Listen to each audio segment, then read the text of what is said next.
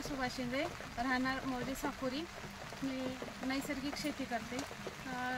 गेल्या 8 ते 10 वर्षापासून सर्व प्रकारचे जीवाणू कल्चर आणि शेतीला लागणारे जे रासायनिकला पर्याय म्हणून जैविक पद्धतीने सर्व निर्विष्ट तयार केले जातात. त्याच्यात जीवामृत, दशपर्णी अर्क, निमार्क, आग्नेयास्त्र, ब्रह्मास्त्र अशा प्रकारच्या निर्विष्ट तयार करून त्या शेतकऱ्यांनाही पुरवल्या जातात आणि स्वतः शेतीवर बी त्याचे प्रयोग केले जातात.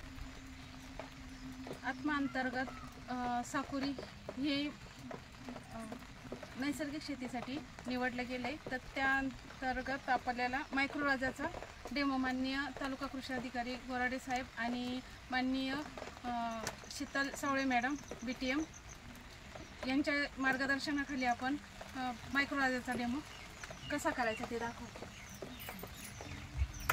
तर ही एक 5 किलोची कुंडी आहे. ह्या कुंडीला अशा प्रकारची हुलं आहेत. तर ज्यावेळेस आपण मायक्रोराजा तयार करतो त्यावेळेस माती 5 किलो माती ही निर्जंतुकीकरण करून घेतली.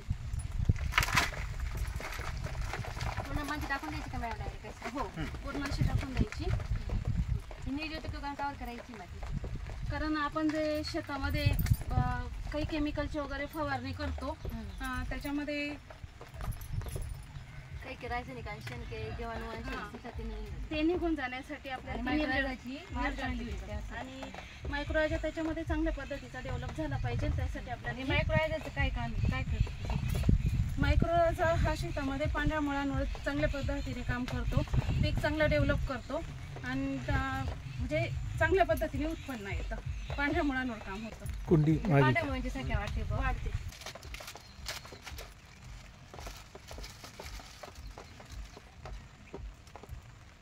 बरोबर टाकायची. वरतीच टाकायचं. आपण पहिली माती घालून घेतली. 10 ते 12 मिनिट आपण मिक्स केलं.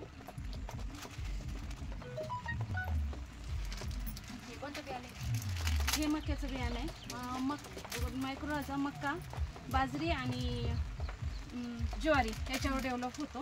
म्हणजे जास्त डेव्हलप होतो. पण वापसा झाल्यानंतरच पाणी द्यायचं. म्हणजे आता तर वातावरण असं आहे की पावसाच्या पाण्यानेच ते होतील. बरोबर. आणि आता ओपनसाठी होत चालणार आहे? हो, ओपनला नाही. त्याला काही सेडनेट वगैरे लागणार नाही.